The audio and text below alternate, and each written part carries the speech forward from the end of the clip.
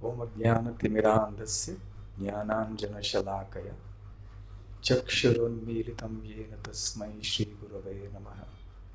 Shri Chaitanya Manobhishtam Sthapitam Yena Bhutale Swayam Rupa Kada Mahyam Tadati Swapadantikam Vandeham Shri Guru Shri Yutapadakamalam Shri Gurun Vaishnavamscha Shri Rupam Sakrajatam Sahagana Raghunathanvitam Sajivam Sadvaitam Savadutam Parijana Sahitam Krishna Chaitanya Devam Shri Radha Krishna Padam Sahagana Lalita Shri Vishakhanvitamscha Nama Om Vishnu Padaya Krishna Prishtaya Bhutale Srimate Bhakti Vedanta Swamin Niti Namine Namaste Saraswate Deve Gauravani Pracharine Nirvishesha Shunyavadi Paschatya Deshatarine Vanchakalpatarubhyascha Kripa Sindhubhya eva cha Patitanam Pavanebhyo Vaishnavebhyo Namo Namaha. Jai Shri Krishna Chaitanya Prabhu Nityananda Shri Advaita Gadadhara Shivasadi Gaura Bhakta Vrinda Hare Krishna Krishna Krishna Hare Hare Hare Rama Rama Rama Hare Hare. A very warm good evening and welcome to all of you. Thank you for coming this evening here for this program. I think all of you must be feeling very happy to hear the presentation made by Dr. Sparsh. When he was here as a student for MBBS in the JNMC, he came in contact with our temple here. And from that time, he was always clear that he wanted to not be a regular doctor in the sense of going through the corporate hospitals and such things. He wanted to do something different. He wanted to be more in the mood of how people or students in earlier years used to take up the profession of medicine. Medicine has always been known as a noble profession. And the motivation for most students in the old days used to be that they wanted to serve people. Service was the primary motivation. However, as the society changed very dramatically, year after year, decade after decade, the whole society became very materialistic. And it is becoming increasingly so. And naturally, because the entire society was becoming like that, the students who were growing up and wanted to look for careers were also influenced by those careers where they felt they could make a lot of money, where there was a lot of prestige, there was some name and fame, etc. And the parents used to also push them in that direction. When I was growing up, there were only two professions that the parents would encourage: be a doctor, be an engineer. That's all. We didn't have any other third choice. So, gradually that spirit of wanting to take up this profession because of that spirit of service started diminishing. It is not that it is not there. Even now, there are many, many doctors who do have that spirit, who have that desire to want to do something.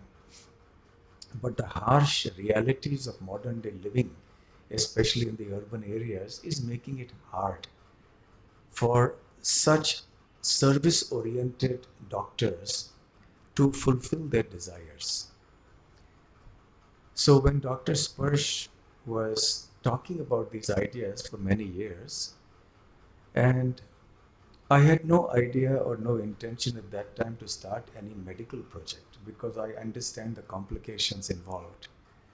Because I was also earlier associated, and I still am, with the Bhakti Vedanta Hospital, and I have seen what kinds of challenges that any hospital setup has to face. From the inside, I have experienced that. So I did not personally want to get involved until we had a team that naturally arose. I was thinking that if Lord Krishna provides a team that comes along, if things organically happen, then it will happen. But on my own, I did not have any intention of taking the initiative to start a medical project. Then somehow Dr. Sparsh finished MBBS and then he went on for post-graduation. He did not take the usual popular branches, radiology, ophthalmology, or pediatrics, or whatever it is, internal medicine. He chose family medicine. And when his parents took him to several doctors in Agra, they all discouraged him. And they said, I think that they said there's something wrong with him because he's taking a field which is not going to be paying much money. What is the meaning of taking family medicine? You should take something that is more, glamorous. But he was very firm. And he had been talking about it from the time he even concluded his MBBS studies. So I was just observing him for many years. See, to start something in the villages and make this kind of sacrifice is not an easy thing. And many people are idealistic. We have seen that, we have, even in our young days, we were very idealistic. Therefore, we took on such, a kind of a way of life. So idealism is something that is natural, but it has to stand the test of time. So he passed the test of time. So after seeing him for many years, I understood that he is very firm in his desire to do this. It is not just a passing fancy. It is not just some, shall we say, temporary idealism that most young people go through. Just like you have people who become Naxalites, they go through that phase. Injustice in the society, you want to set it right. They take up some Marxist revolutionary path. So I have seen all these things that young people going through different phases. So I wanted to be sure that this was not the case with Dr. Sparsh. And I must say that he passed with flying colors. So then I thought, I think it is Lord Krishna's intention. He is presenting such a dynamic, young, enthusiastic, sincere person. He really wants to be there where that such medical help is required the most, where people are suffering the most. And then I felt that it will not be right on my part to not afford a platform to him. So we discussed with our devotees, and Dr. Anand, being himself from a medical background, he's an MBBS himself, we had long discussions and we said, yes, we should go for it. And that is the genesis of this whole little project. It is still in the very, very early stages, and the signs have been encouraging. And some of the things that we are trying out here are quite unusual. Dr. Sparsh did mention the Dakshina Model. In 1998, when the Bhakti Vedanta Hospital was about to start, it started actually in 98, I had tried suggesting the Dakshina Model there, but I knew that it wouldn't work in a city like Bombay. In the urban areas, it is very hard to try such a model. But I thought the best chance of success was in the rural areas. And the experience of the last few months, as Sparsh has said, has been very positive. Because the patients, even if they are poor, they are touched. Their hearts are touched when they see such sincerity there. And they feel that it is our duty to maintain this doctor. Because after all, he will also have to live. He also has to survive. He will have a family. How will he maintain everything? So far, his parents are supporting financially also to some degree because they are well off. But eventually, it has to stand on its own feet. So it is a very interesting experiment that we are trying. So far, the signs are very good. And we hope and pray that it will grow. Some of you have been very nicely supporting this project, and we are very grateful for that. And I'm sure many more will come forward. I have not deliberately propagated this or publicized this very much. This is the first time we are having a public kind of a program to talk about this. I know doctors in many other cities in the country and also outside of India. And when they heard about it, not from me, but from here and there, they all wanted to come. And I have to stop them, say, no, no, no, wait, we are not ready for you yet. So because we don't want to, I have no idea at this time also to build some kind of a grand hospital. That is not the concept as Dr. Sparsh has explained. And he is also very clear. We want small setups, but decentralized in many places at a primary level where the villagers will have help available at practically at their doorstep. Where we give health in a very accessible, affordable, and holistic manner, which is full of care.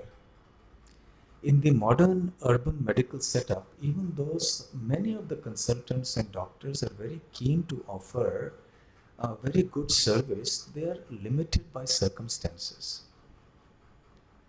They face many challenges, so it is not possible sometimes. But in this kind of a setup, it is possible. And another aspect of this project is the holistic care, where we don't only deal with the physical body, we not only deal with the mind, but we also deal with the soul, with the Atma. You see, in our Shastras, in our scriptures, two types of diseases are spoken about. One is called the Deha Roga. Deha means the body. So the diseases of the body. And that is what doctors are generally dealing with. And by Deha, I also include Manasa, which is the mind. So there is psychiatry and so on. But there is another more dangerous, deadly Roga, which is called Bhava Roga. Now, as far as the Deha Roga is concerned, we all have experience of it. We all acknowledge it. We all recognize it when it comes. And we are all very much, shall we say, insecure about it. Nobody wants to fall sick. And if there is some sickness, we are insecure, we are nervous that it should not progress into something worse. And everybody is conscious of Deha Roga. Even though we experience Bhava Roga, but we are not conscious of its ramifications, of its implications. What is this Bhava Roga? Bhava means to become. Become what? To become diseased, to become old, to become dead, to become born again. So this cycle of birth and death that the soul or the Atma has to go through is a kind of bondage that is very strong. This Bhava Roga means Janma Mrityu Jara Vyadhi Dukkha Doshanu Darshanam in the language of Bhagavad Gita. So Lord Krishna says that the basic misery of this world is that we are repeatedly undergoing birth, death, old age, and disease. None of us want to experience these things, but they are forced upon us, including birth. Yes, disease, old age, and death we all understand. But birth, to the degree that we undergo the pain of birth, to that degree mother will remember, the children don't remember. We never remember what we went through when we were born. And as far as the mother is concerned, it is called labor pain, not labor pleasure. So to this extent, we are also aware of birth, death, old age, disease. But what we are not aware of is that this is a continuing cycle. It is not just in one lifetime. Then when death comes, again there is birth. And the cycle repeats. Then death comes, yet again there is birth. So this repetitive cycle of birth, death, old age and disease is called samsara chakra. The wheel of samsara, having to be born again, dying again, birth and death, birth and death, birth and death repeatedly. This is a very terrible disease. It is a root of Deharoga. It is only because we have born that we have a body, or rather, shall we say, it is only because we are conceived that we have a body. So nowadays we talk about terminal disease, isn't it? Cancer or so many other, if it's at a certain, it has metastatized, etc., we say it is terminal. But from a spiritual point of view, what we understand is that birth itself is a terminal disease. I'm choosing my words very carefully. Birth itself is a terminal disease. And not just birth, I will go a few months before that. Conception itself is a terminal disease because nowadays so many children are killed in the womb. In India itself, not less than 15 million abortions happen every year. Very unfortunate and tragic. So, the Srimad Bhagavatam declares, or the Bhagavad Gita declares, Jatasya hi dhruvam mrityu dhruvam janma mritasya cha. When one is born, death is certain, and when one dies, birth is certain. So this Bhavaroga is the cycle of repeated birth and death. So long as the Atma or the soul is stuck in this cycle, we will have to experience the Deha or the body. And when the Deha is there, then all the diseases that go with it will also come. So if we want a permanent solution to Deha Roga, we have to find a permanent solution to Bhava Roga. Medical knowledge is very important, very useful, and all of us, even if we are following the spiritual path, avail of it. But the root cause of Deha Roga also has to be analyzed. Sometimes in medicine, and most of you are doctors here, you try out some therapy by trial and error means. Trial and error therapy, because you're not quite sure what exactly is the diagnosis. It could be this, it could be that, it could be this. Sometimes diagnostics are also not clear. We are not sure exactly. So you try this antibiotic, try that medicine, you try this or you try that. So until the diagnosis is clear, the medicine cannot be given very accurately. By trial and error, it may click sometimes. And when the patient is cured, then all is well. But if the patient is not cured, then you have to think of other alternatives. So before we give the right medicine, it is important to know the right disease. That is something that is a common truism for all of us. At the same time, if our understanding of the real disease is restricted only to the Deha Roga, and we are not familiar with the concept of the Bhava Roga, then we will not be able to make a permanent solution to our suffering. So the Srimad Bhagavatam has given us some solutions, which are the spiritual solutions. It is not that the material solutions, as I said, have to be neglected. No, so long as the Deha is there, we have to deal with it. We have to feed it, we have to clothe it, we have to protect it, and we have to cure it when necessary. But side by side with the material must go the spiritual. For true happiness, we need a balance of the material and the spiritual. So what is this Bhavaroga solution? What is the remedy for this? First of all, spiritual knowledge.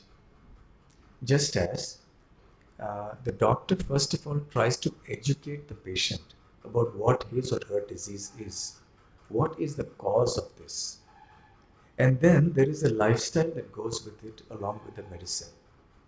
So similarly, the first step for the treatment of the Bhava Roga is to understand the disease itself and to take it seriously. One of the frustrations of doctors may be that the patient doesn't take seriously the particular ailment. And the patient takes it lightly. Then the doctor has to say, no, no, you have to stop smoking. You have to do this, otherwise you will have this problem. It will get worse. Don't take it lightly. So knowledge is very important. So similarly, for solving the Bhava Roga, spiritual knowledge is the foundational thing that is required. But it is not only theoretical knowledge or intellectual understanding. It must be translated into practical action. Jnana and Vijnana. The Vijnana is the actual experienced knowledge. So what kind of spiritual things does one take up?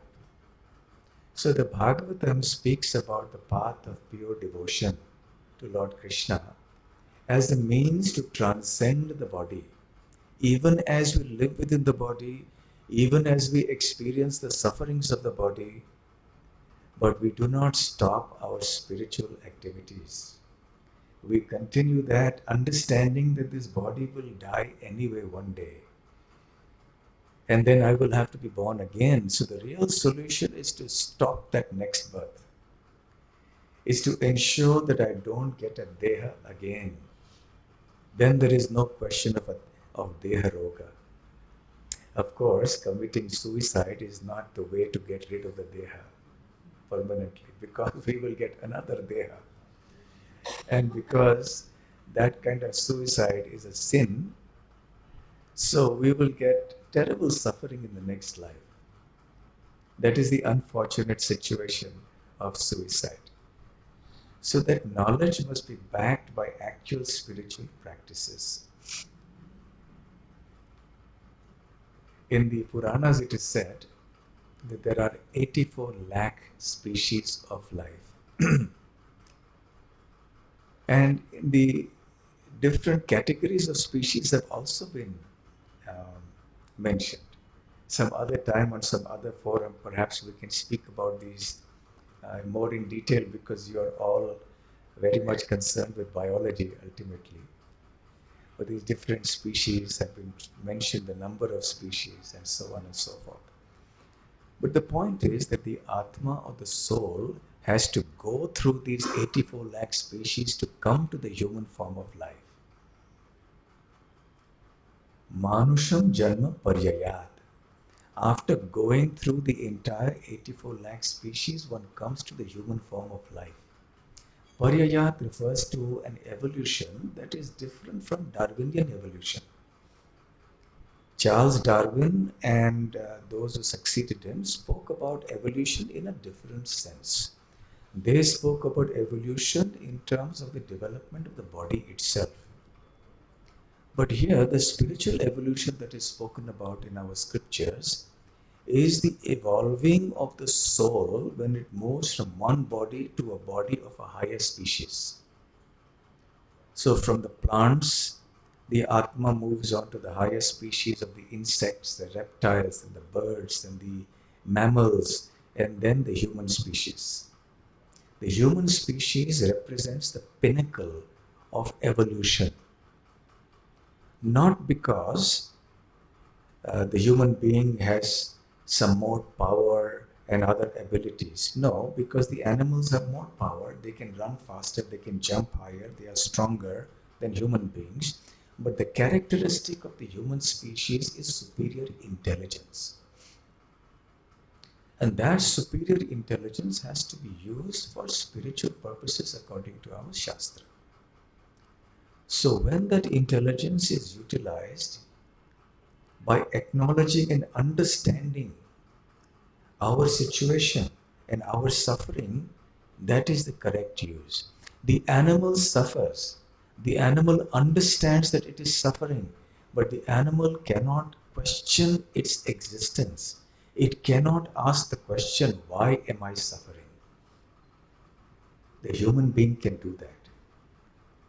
So when we ask the question, why am I suffering? Then we go to a doctor. The doctor analyzes and finds the diagnosis, gives us the treatment, and we get better. But there are further questions to ask. Why have I got this body itself?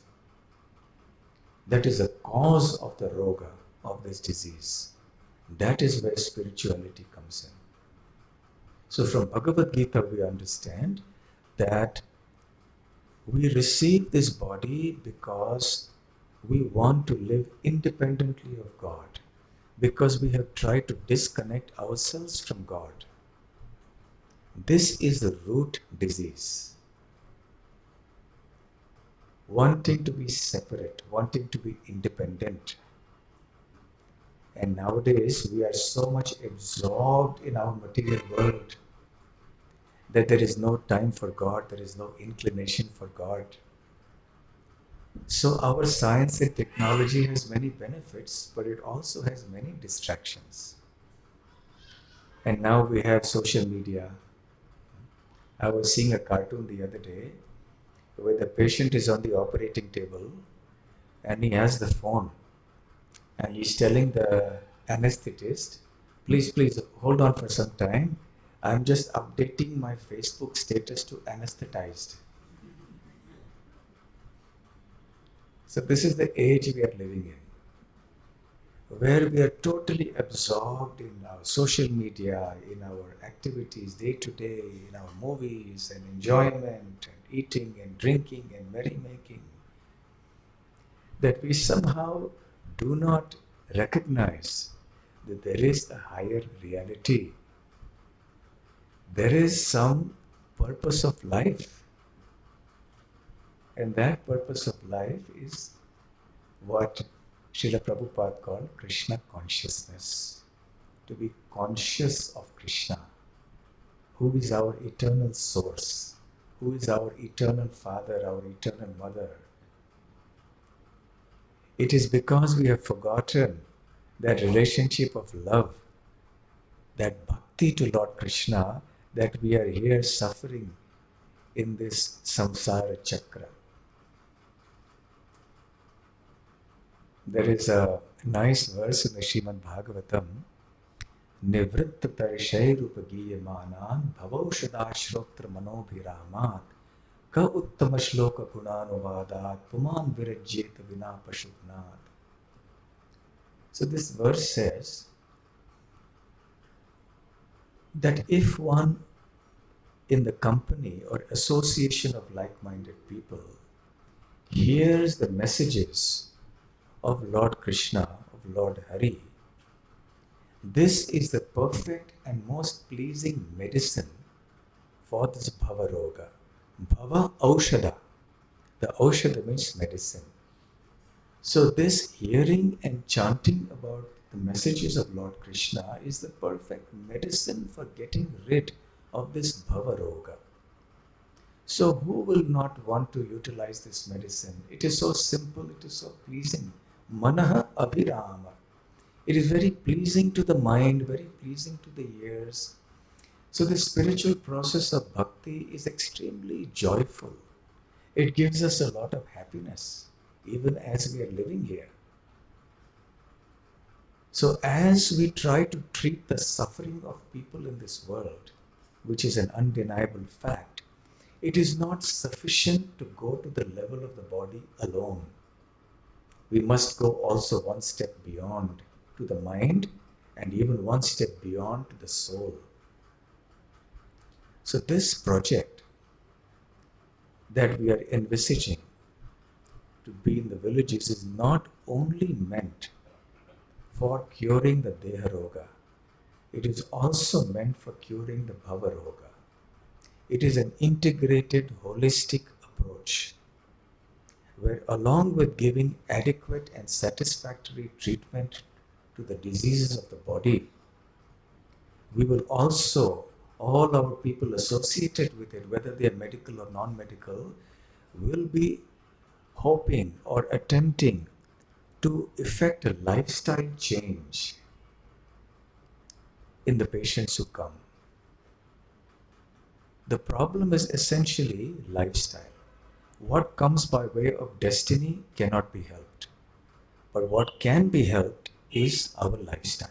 The choices that we make, the kind of habits that we want to have, the kind of diet we have, the kind of recreation we have. In the Bhagavad Gita also, Lord Krishna has very clearly explained that for one who wants to become free from misery, he has to regulate the ahara, nidra, etc. Yukta ahara viharasya, yukta viharasya, yukta swapnavabodhasya, yogo bhavati dukkhaha. So one who wants to be free from misery must regulate one's life. The ahara, vihara, nidra, everything must be regulated. So real freedom from suffering comes from adopting a suitable lifestyle that will take care of the body, it will take care of the mind, and it will take care of the needs of the soul also. So this requires a suitable culture where people will understand the importance of slowing down and calming down the mind. Okay, it's not just enough. Money, money, money, enjoy, enjoy, enjoy. These are the only mantras that they know. But there is much more to life. If you want to be happy, you have to mold your life in a certain way. So our attempt to do these projects and outreach in the villages is not restricted to the body alone. Although that will be the primary, activity going on there, of course. And we cannot neglect the body in the name of spirituality. We have to do justice to the body also. So the training that our doctors have received must be utilized appropriately.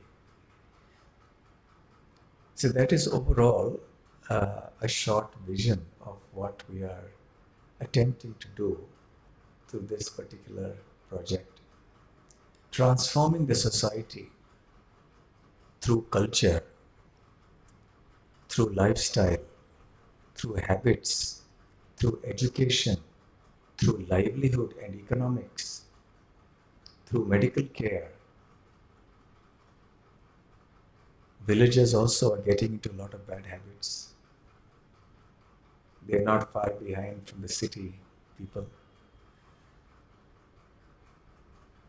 So there is a very interesting future ahead in this project. And it is going to be an interdisciplinary collective effort from people coming from many backgrounds. And I would invite all of you to participate in whatever way is possible for you in this project.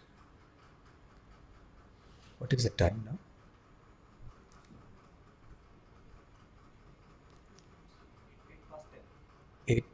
10 past 8. 10 past? 8:10. Okay. So, yes, Sparsh, we are all with you. And for all those who are helping, we are very, very thankful to you. I think we can have some discussion now if you have any questions. I have just given a very brief idea and some small discussion on the spiritual aspect of the project as well. We want to approach it in a very comprehensive, integrated, holistic way. More and more people are now appreciating this. Even in America, people are realizing that the modern health system is incapable of dealing with all the medical problems of the population. There was one doctor devotee I know who was a radiologist in Hyderabad. Many years ago, almost 15-20 years ago, he left and settled in America. And he was saying that now, officially, they are being asked to explore alternative therapies, not just allopathy. Because the modern allopathy system in America is not able to cope. the insurance, the financial implications, the government and the society is just not able to cope. It is so expensive. Even for the doctors, it is very expensive because they have to pay huge insurance premiums. And the medical legal complications, the whole medical system has become so complicated. So now they're encouraging allopathic doctors also to open their minds out into alternative therapies. So here in our country, we have a rich tradition of medical systems. We have Ayurveda, we have Unani, we have Siddha. So we want to make this a kind of an integrated approach, but with an allopathic understanding where we know the limits. Many times what happens is that people following alternative systems make claims which are not really correct, and then that creates a bad name. But if it is followed very properly, then I think that this integrated approach will work very well.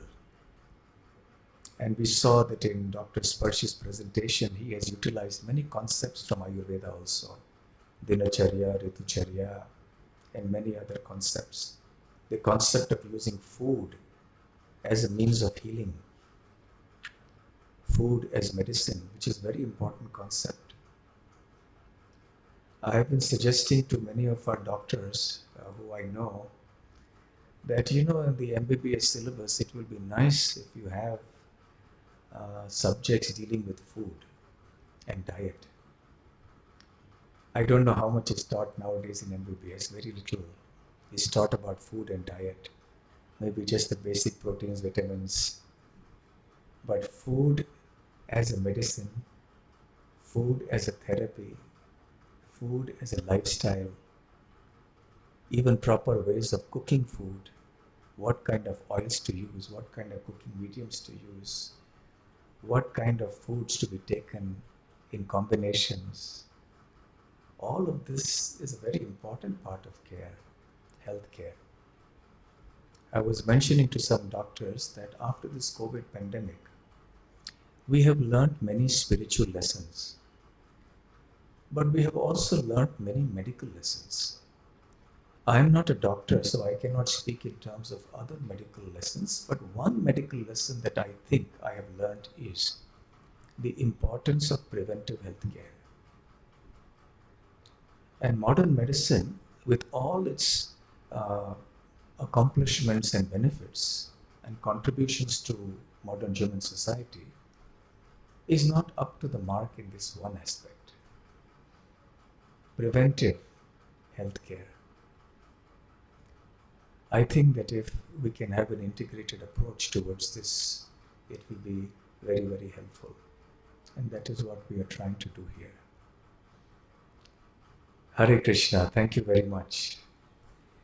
Do you have any comments? Many of you are doctors and some perhaps medical students and others also. Some of you are not medical students, right? Okay. So is there any question or comment that any of you would like to make? Somebody has a hand raised there. Can you?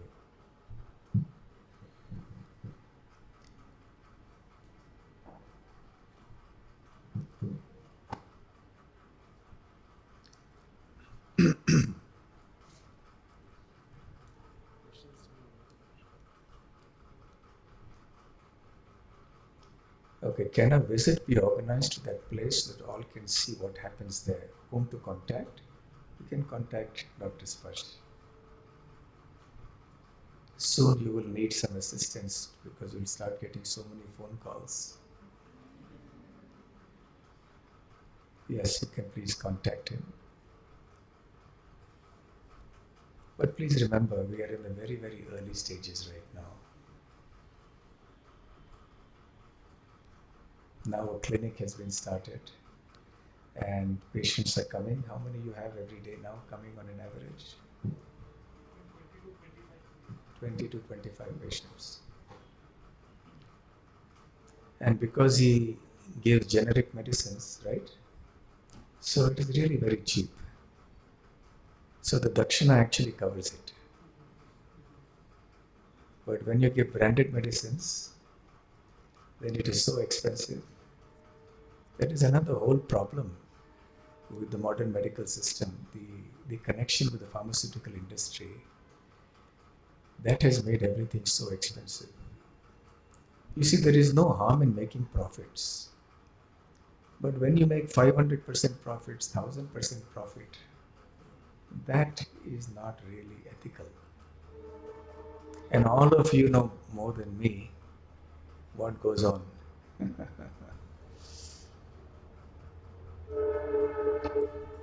And ultimately, who suffers? It is the common man who suffers. The patient suffers. So we have to come out of this vice-like grip of the modern health industry somehow. We have to help to alleviate the suffering of people in a more equitable manner, in a more fair manner.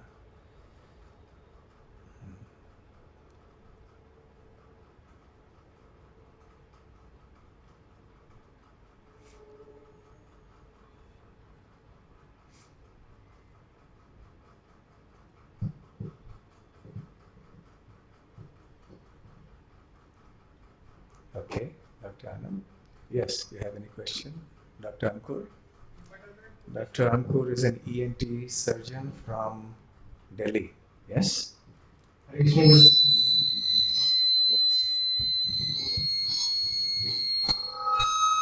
Oh, I think I'll have to go to ENT now. So many of the doctors who are attending today were MBBS students here, and then they went on to do their post-graduation, and they went back to their respective places, and they're practicing there. And this is the kind of get-together we are having for them. Most of them have got married and come back with their spouses, and so that is why we have, and many couldn't come for various reasons. So we try to have this once a year. So Dr. Ankur also is one amongst them, who is now an ENT surgeon. Yes, Ankur.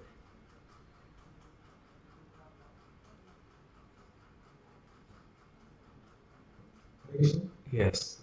Thank you for the answer.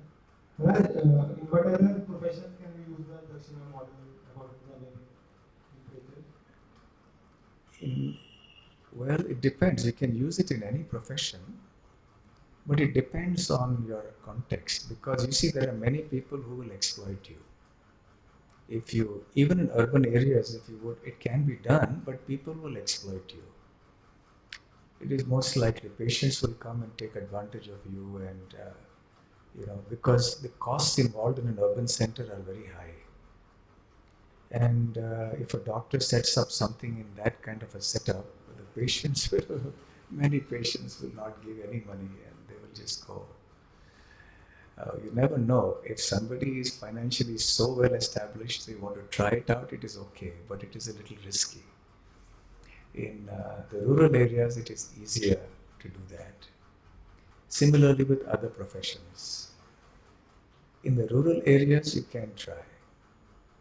I have come across so many of our people in different professions. There are engineers, there are architects, there are various other accountants. And one of the major complaints they have is that people don't pay them. They render service in the most sincere way. They give everything that is required, but then the client doesn't pay. He makes them, wait and pays after many months, and even then they, cut some. They say give discount, do this, do that. They negotiate, they bargain, and then they get so frustrated with the whole thing, they just sometimes drop the idea. So unfortunately, this is our modern day society. Dr. Sparsh mentioned in his presentation gratitude. When we receive something from somebody, we should be grateful to that person. And we should understand that this person also has needs. This person is helping us, but that person also has to run his or her family. And there are costs involved. So if people have that culture that we should not exploit the goodness of somebody, then this kind of model can become more practical. But if the people are going to be of a mentality where they are greedy, they want to exploit from somebody, they take advantage of somebody's goodness, then it becomes difficult.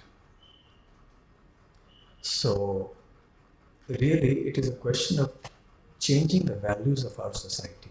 You see, earlier these things were all Dakshina based. For everything you gave, whatever you felt was necessary. The Vaidyas in the past, the Rishis in our old age, they never demanded money because the society was such they would appreciate. And life was much simpler. Today the cost of living is so high, and everything that you need is of course, we try to accumulate more than we require. That's another question. But even for bare necessities, things are very expensive in the urban areas now. So while I really hope and wish that such models will proliferate in other disciplines also, uh, to be practical, I think it will be difficult. But if somebody is financially so well off that it doesn't really make a difference if people give or don't give, such a model could be tried. But that usually will require an institutional setup. It happens everywhere, even in our temple, for example. We operate on a Dakshina model. We give prasadam, we give full meals to people in our programs, but we don't charge money. For example, every Sunday we have 1,000 people, 1,500 people coming for the satsang, and we give them free prasadam. And then people of their own volition come and say, I would like to sponsor, I would like to donate, and that's how it goes on. We don't demand that you have to pay so much, then you can get to eat this. Of course, we have the other model. We have a Govinda's restaurant model. There they have to pay because that's something that is required. In the old days, you see how the temples were maintained? They had the shelter of the kings. The kings would give vast tracts of land to the temples so that whatever was grown on those lands would then suffice to maintain the temples and the pujaris and all its activities. But today the temples don't have such support. So therefore, some such income generating avenues are also necessary which can support. So even for a temple, we have our section which is running on a Dakshina model, and we have some which is going on a commercial model. So we have a gift shop here, devotional gifts, devotional items you can purchase by paying something. But for food in the temple program, we don't charge. So in other professions it is possible, but we have to see it with all the problems associated with it. When a society becomes very materialistic, then people become selfish, they become exploitative, they lose gratitude. And in Ramayana, Lord Ram says that Mother Earth is not able to bear the burden of an ungrateful person. But when a society becomes godly, then everyone becomes grateful for even the smallest service received from somebody. And also people want to give more than they receive. This will call for a spiritual and cultural and mental revolution. So also, I don't know what is the future in our project, whether we will be able to financially maintain by Dakshina model 5 years down the line, 10 years down the line, I'm not sure. That is for Lord Krishna to reveal to us what will happen. In the meanwhile, we are going ahead with this, and let us see how far it takes us. We have faith that Lord Krishna will somehow maintain. The reciprocation from the patients is very good so far. But as and when more people come, and the young people from the villages who join, they will need to be paid salaries. Then other things, maintenance costs will come, so challenges will come in the years to come. But I wish and hope that a day will come when in different professions we will be able to do this kind of thing. But let us see. Okay, I hope that answers your question. Is there any other question or concern? Yes.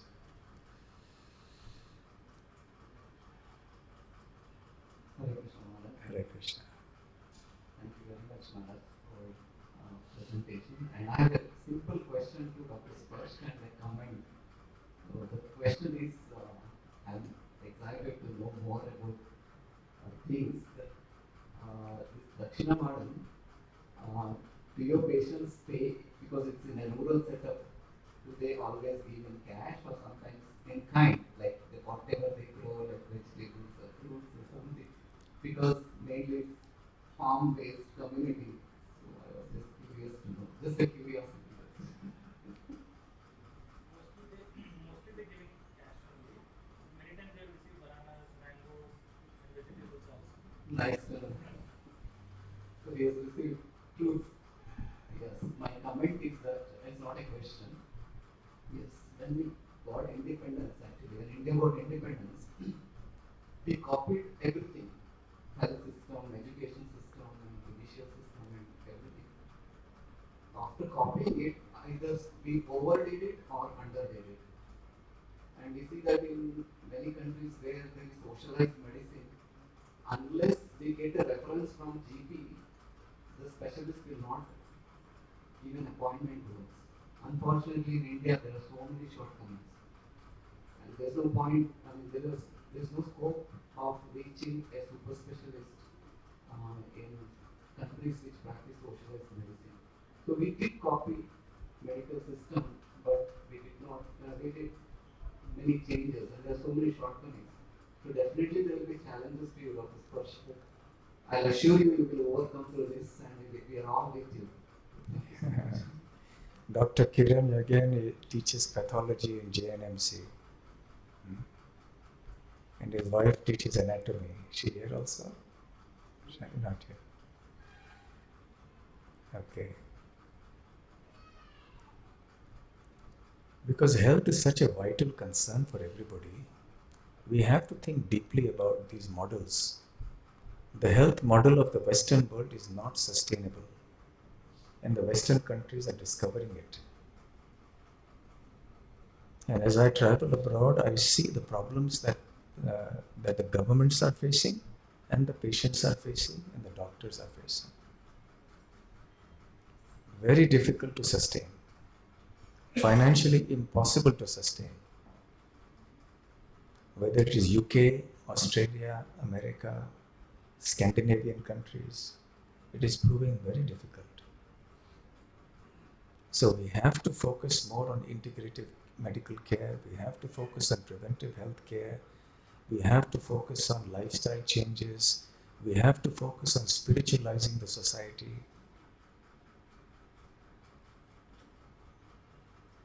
Right?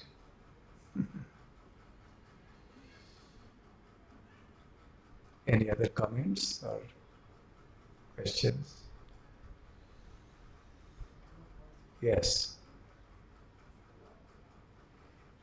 Yes. Dr. Gowder also was a former student from here, and now he is working in the government in Raichur, right? Nearby. Okay. So he's a health officer there, yes? My question is, nowadays, during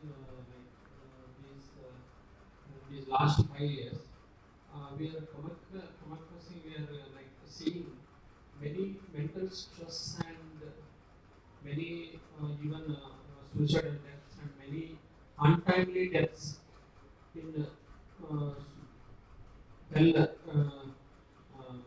super specialty doctors among doctors and doing daily activities, daily exercise, knowing their own health also. We are facing so much mental stress nowadays since 5 years. I don't know what is the main cause. So your question is that of the stress level in the doctor community, Yes. and the doctors are committing suicide. Yes. Is it so? Okay. Doctors coming to untimely deaths, like heart disease, like that. Below 40 years, we are seeing many deaths occurring among the doctors. Yeah. Well, actually, it is not only among doctors, it is happening across the board. Recently, I heard of a 23-year-old boy who had a cardiac arrest, passed away. People who are 40 in other areas of life. It has to do with stress, the kind of lives we are leading, unrealistic targets we are setting ourselves, and it has to do also with lifestyles, you know. So we have to slow down. We have to give priority to certain aspects of our life,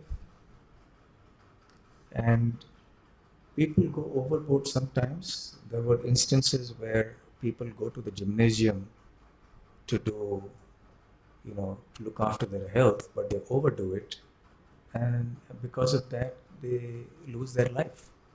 It has happened in a couple of celebrated cases in the last few months, also, or last 1 year at least. So, how to take care of the health by lifestyle is another thing, you know, issue. It's not necessarily just by exercising and doing gymnasium, but it is a whole question of lifestyle. And sometimes we ourselves are also guilty of that. I talk personally, we also have to travel so much, and we also follow sometimes lifestyles that are not so healthy. Traveling at one place, not being sleeping at night, then you know having program the next morning, you have not got enough sleep, then you're not able to eat on time, the change of time zone, so many things go on. So it's because of the lifestyle. So yes, what you're saying is a fact, but it is not only for the doctor community, it's happening across the board in the society. It is a major concern. Stress and mental health is one of the biggest concerns. In fact, ailments like depression, etc., are even more. Mental health cases are more than any other, according to World Health Organization, even more than ischemic heart disease and other things. That therefore, this holistic approach towards health is very important. It is not just the Deha Roga.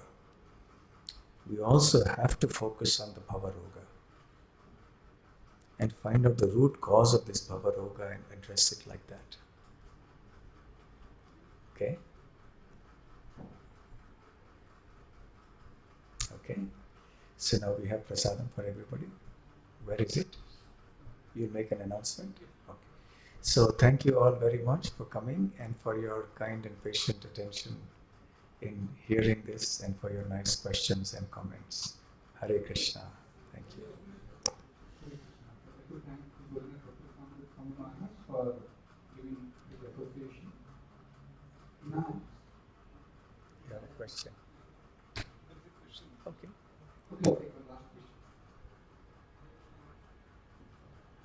One question is that जो village में जो agricultural people हैं ना वो जब grow करते हैं any seeds वो केमिकल रहता है उसी से डॉक्टर का जो भी टैबलेट हम लेते हैं वो उसी से आराम नहीं हो रहा है सब लोग ऐसे भी रिसर्च में आ रहे हैं और even spiritual knowledge also not have in villages so they are doing not from opposed to the spiritual world and also they are chemical for putting on the seeds and plants also and fruits also. From that only causing many diseases and so much of lot of stress also had came in research book. Yes, I 100% agree with you. This is one of the biggest problems and sources of our disease. Many times we are not able to understand why certain diseases happen, including cancers. And I would hazard a guess that many of these have to do with food, contaminated food, because of all the pesticides, chemical fertilizers that is used. It is quite shocking the degree and extent to which this is happening. And not just at the level of the farmer, even at the level of the seller, you will find they will spray something to make it shiny and attractive so that people come and buy that apple or whatever fruit. Many vegetables, many fruits like grapes, apples, full of chemical pesticides, and they are grown with fertilizers. This is a major issue, major problem.